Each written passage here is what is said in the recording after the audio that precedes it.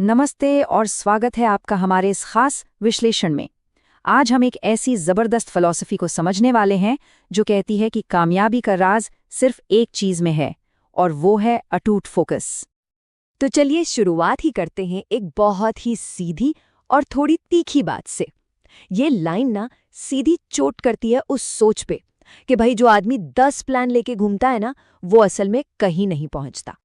तो आखिर ये होता क्यों है? क्या है वो सबसे कॉमन वजह जिससे लोग फेल हो जाते हैं?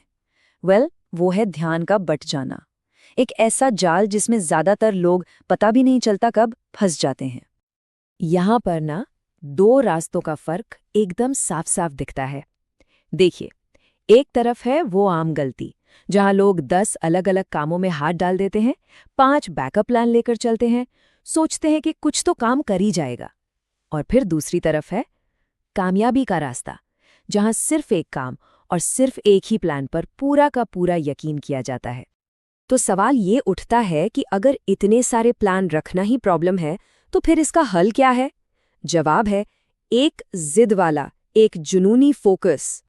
इस पूरी फिलॉसफी का जो सार है ना, वो इस एक लाइन में है, दिन रात एक कर दो। इसका मतलब सिर्फ ज्यादा घंटे काम करना नहीं है। इसका मतलब है कि आपका लक्ष्य और आपकी जिंदगी दोनों एक हो जाएं, कोई फर्क ही ना बचे। अच्छा, तो इस लेवल के फोकस का असली मतलब क्या होता है?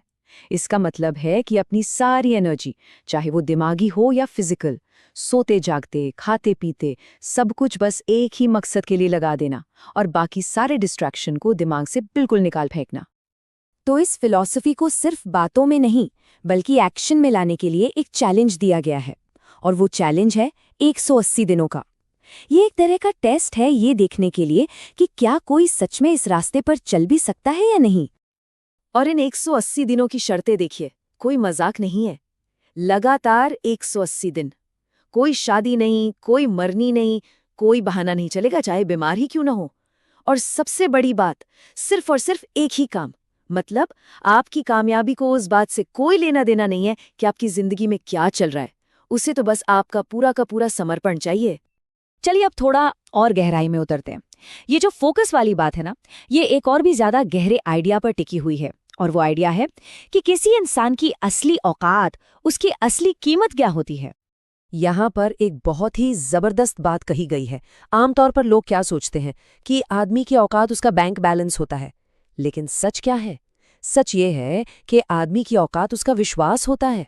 क्योंकि देखिए, बैंक बैलेंस तो आज है कल नहीं, लेकिन अगर विश्वास है ना, तो वो पहाड़ भी हिला सकता है। और किसी ऐसे इंसान में विश्वास जगाना जो उम्मीद खो चुका है, ये सिर्फ कोई बिजनेस स्ट्रैटेजी नहीं है। नहीं, ये तो पुण्य का काम है। ये किसी को एक नई जिंदगी देने जैसा है। और जब किसी के अंदर इतना मजबूत विश्वास होता है ना, तो वो स्वाभाविक रूप से एक लीडर की तरह सोचने लगता है। और लीडरशिप का अगला कदम क्या है? वो है हिम्मत के साथ बड़े बड़े वादे करना।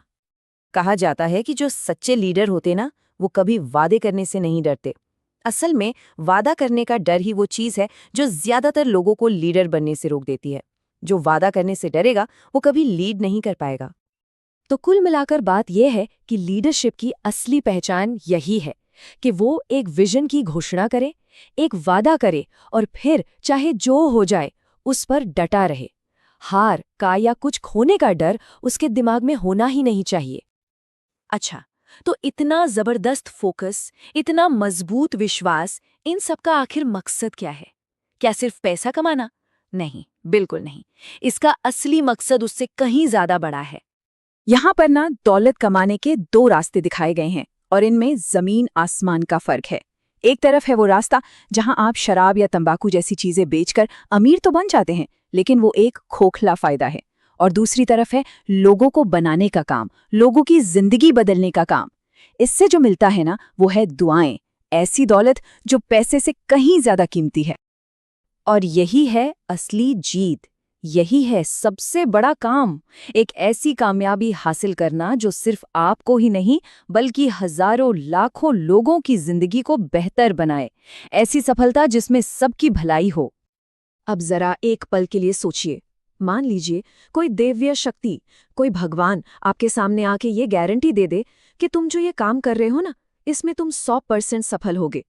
जरा सोचिए, अगर ऐसी गारंटी मिल जाए तो काम करने का अंदाज कितना बदल जाएगा। लेकिन असली और कड़वी सच्चाई यही है कि कोई महादेव, कोई भगवान आकर ऐसी गारंटी नहीं देने वाला। You have to be your own Mahadev. आपको अपना भगवान, अपना महादेव खुद बनना पड़ेगा। इसका मतलब क्या है? इसका मतलब है कि आपको अपना भगवान, अपना हीरो, अपना गुरु, अपना लीडर और अपना सबसे बड़ा सहारा सब कुछ खुद ही बनना होगा। जो भी विश्वास चाहिए, जो भी हिम्मत चाहिए, वो अंदर से ही पैदा करनी होगी। और आखिर में ये पूरी बातचीत हमें एक बहुत ही सीधे और जरूरी सवाल पर लाकर छोड़ देती है। अगर सब कुछ खुद ही करना है, अपना सहारा खुद ही बनना है, तो फिर इंतजार किसका किया जा रहा है?